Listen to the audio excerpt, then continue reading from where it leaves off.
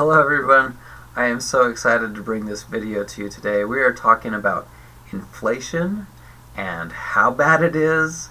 I am so excited because I just put these numbers in the spreadsheet just a minute ago and I was shocked. I am so surprised. So, what happened was I was making a video the other week about gold prices and inflation. I'll put a card up above so that you can check that out. But basically, in there, I give an example of a 9% inflation and the price increases on gold. And I had a subreddit user in the gold subreddit. His name is BitByBitcoin. He's like, this is interesting, but where do you come up with a 9% figure? Well, I got that from shoutout.com. Okay, thank you, ShadowStats, and the people over there. So, but he was like, maybe you can show me some evidence. So I went digging around the internet and I got some numbers for y'all, and this is sick. Okay, so BitByBitcoin, here's your answer. Here we go. So there was two things that I thought would be high, and so I looked at student debt average, and we got from 1993 all the way up to 2019, and we get an 11% per year. Okay, so there's definitely a cost increase. Now, whether that's housing or, food or whatever it is, it's just kind of a combination of the debt that's left over after, whatever jobs or anything, just on average. So that's interesting. Also, then I was like, another really high one I thought would be is healthcare. So we went 1970 to 2018. The inflation or cost increase per person was 66%. This is really high. I am in shock at this number. I knew it was high. I had heard somebody say something about it on CNBC or something a while ago. But basically, it's super expensive to get medical stuff done anymore. Okay, then I was like, I wanted to pick a random one. I was just like, let's just pick sirloin steak. And that'll come up later when we talk about substitution and hedonics.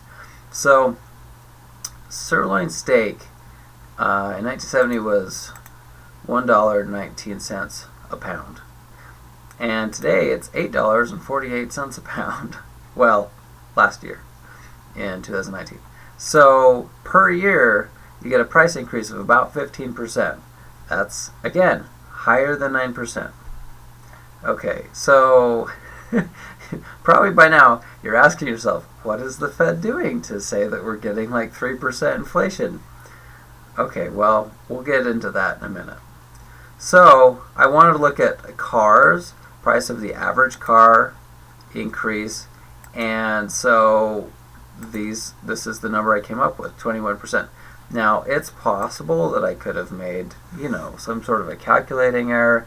I basically divided the one that we have now by the old price to get the percentage increase, which is usually in thousands of percent in these cases, and then I divided it by the number of years to get, a percentage. So that's what I did. We've got links here. I'll put those in the links for people. Okay, in the description below. Yeah, that's what I was talking about. Okay, great. So you're asking yourself, what is the Fed doing? Why is it so much higher than what is being reported? I mean, if you look at the Fed CIP numbers over the last 10 years, it's 2 to 3% for, 20 years or whatever it is. Which, based on what I'm seeing, is a total fraud. Now, they might take issue with my math, which, they're welcome to do.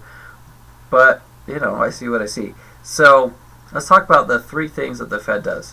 One is, let's talk about housing. So housing tends to fluctuate between, so if you've got the zero line here, positive 10% inflation, negative 10% inflation. So on average, it kind of averages out to zero.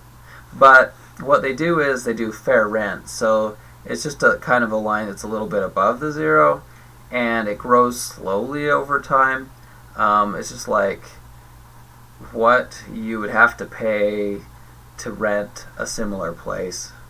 And I think that's pretty fair because rents actually are fairly stable. My dad's landlord, he does raise rents a little bit every year. And so that kind of gives you an idea.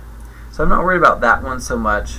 More I'm interested in, because that's more noise for inflation. That doesn't really give you a really solid thing. I'm sure we've had some price inflation in housing prices over time. Like if I pulled it up more data, if I went digging some more, I'm sure we'd find exciting things based on what we're seeing today.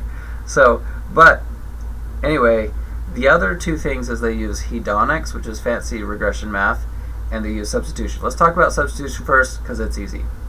So they said, all right, instead of putting the price of steak because it's getting more expensive, let's say that something you can substitute for a similar experience. Let's just use the price of hamburger per pound for the inflation. So they counted some of the price, but hamburger is not the same as sirloin steak. It's not all of the price. And you can see by the example below that there's a difference, because hamburger per pound right now is like, $3 a pound if you get it on sale. So it's not that bad. But if you buy sirloin, and you were buying sirloin back in the 70s, you're paying a lot more now. Like, there's a huge difference.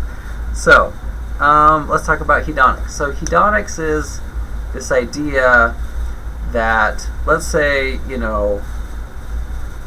you bought one of those box TVs, and let's say it's like a 24-inch TV back in the 70s or whatever, and you've been watching it for a long time, and one day it goes poof and breaks, or your child throws a hammer and destroys your TV. And so you paid $100 for this TV, and you need to replace it. You go to the store. Well, all the TVs that are available now cost, for the same size, $250 or more, maybe. And you go there, and they've got all these upgrades, like Bluetooth, and Chromecast, and flat screen, and LCD, and fancy, upgrades, technical stuff. So what the government says is, well, even though you're paying $250 or $300 for this fancier TV, it's much more advanced than that old one that you have to replace. So we're going to say that you only paid $50 for your replacement value, and the rest is technological deflation, which there's, okay, don't get me started, man. So, okay, so there is one thing that I see that could be a technological deflation, where it makes prices lower, and that is mass production. So when we build machines and they produce a lot of something and it brings the price down, that is a true price deflation, because I have to pay less. Like, there's some things I can get that machines make for way cheaper because the machine is making it, not some guy, like 10 guys like working with hammers in the back. Just like one guy running a machine that makes like 1,000 per hour. It's awesome, okay? But on the other hand, for the guy that lost his TV, if he wants a TV that's the same size, kind of the same experience or similar experience, he's going to have to pay more. And I think that's inflation. So I disagree with the discounts that the Fed is using. Now, it might help us politically somehow or something, but frankly, we're at like 10%. This is crazy. So I hope you enjoyed this video. I make videos about gold stuff, so if you want to check out some of those, if you click on one of those, it'll help me build my secret lab. I appreciate that very much. Also, please subscribe. We'll see you next time. Bye.